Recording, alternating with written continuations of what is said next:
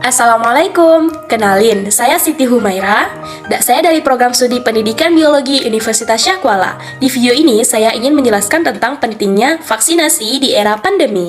Vaksinasi adalah suatu pemberian vaksin pada tubuh seseorang untuk meningkatkan sistem imun dalam mengembangkan perlindungan terhadap suatu penyakit.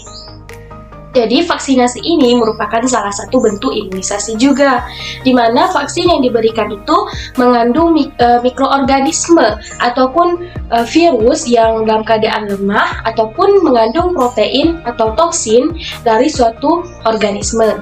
Vaksinasi ataupun imunisasi yang diberikan bertujuan untuk membuat sistem kekebalan tubuh kita dapat mengenal dan juga dapat melawan dengan cepat bakteri ataupun virus yang menginfeksi tubuh.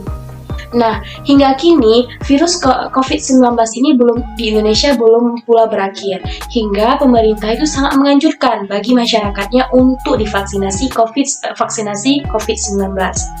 Tujuannya adalah untuk menurunkan angka kesakitan ataupun angka kematian daripada infeksi virus corona ini. Sejak vaksinasi COVID-19 tiba di Indonesia, tidak sedikit masyarakat yang belum menyetujui akan adanya vaksinasi ini. Padahal tujuannya bukan hanya untuk mencegah adanya terinfeksinya virus COVID-19 ini, tetapi juga memulihkan kondisi sosial dan juga ekonomi negara yang terkena dampak pandemi. Meskipun tidak 100% dapat mencegah kita untuk terhindar dari infeksi COVID-19, namun diharapkan dengan adanya vaksinasi COVID-19 ini dapat mengurangi ataupun memperkecil kemungkinan adanya gejala yang lebih besar ataupun komplikasi terhadap infeksi COVID-19 ini. Dan selain itu, dengan adanya vaksinasi COVID-19 diharapkan juga dapat membentuk kekebalan kelompok.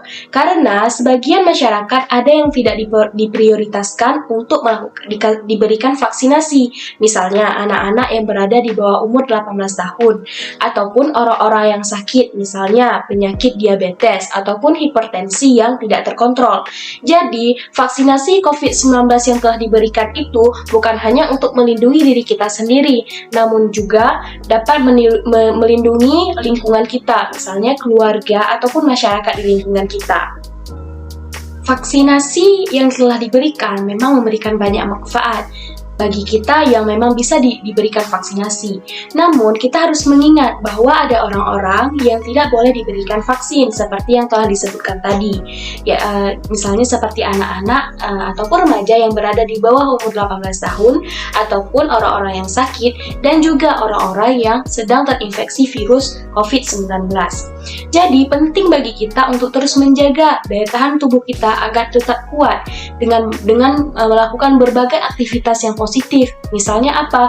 Misalnya dengan mengkonsumsi makanan yang bergizi, kemudian rutin untuk berolahraga, kemudian menjaga stres agar tetap stabil, dan juga tidak lupa beristirahat secara cukup.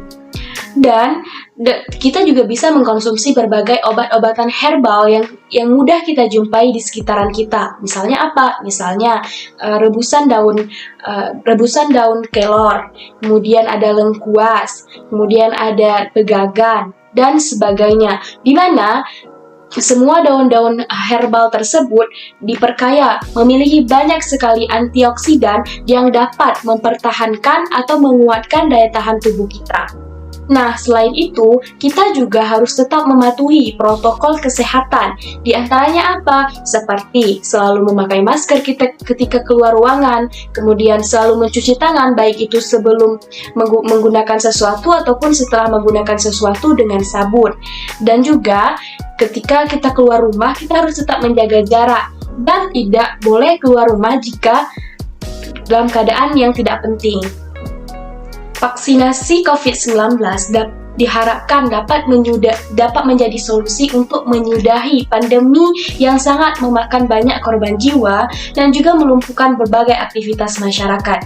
Maka kita sebagai masyarakat harus turut andil dalam berpartisipasi dalam upaya pemerintah untuk menyudahi pandemi ini. Jadi teman-teman, mari kita lindungi diri dan keluarga dengan vaksinasi COVID-19. Sekian penjelasan tentang pentingnya vaksinasi. Semoga dapat memberikan kesadaran kepada kita semua tentang betapa pentingnya vaksinasi di era pandemi ini. Saya ucapkan terima kasih yang sebesar-besarnya kepada Bapak Dosen Pengampu Mata Kuliah Inovasi dan Media Pembelajaran, Bapak Dr. Muhibbuddin MS. Dan terima kasih saya kepada sahabat saya yang ikut andil dalam membantu pembuatan video ini, yaitu Tasya Mumtazah.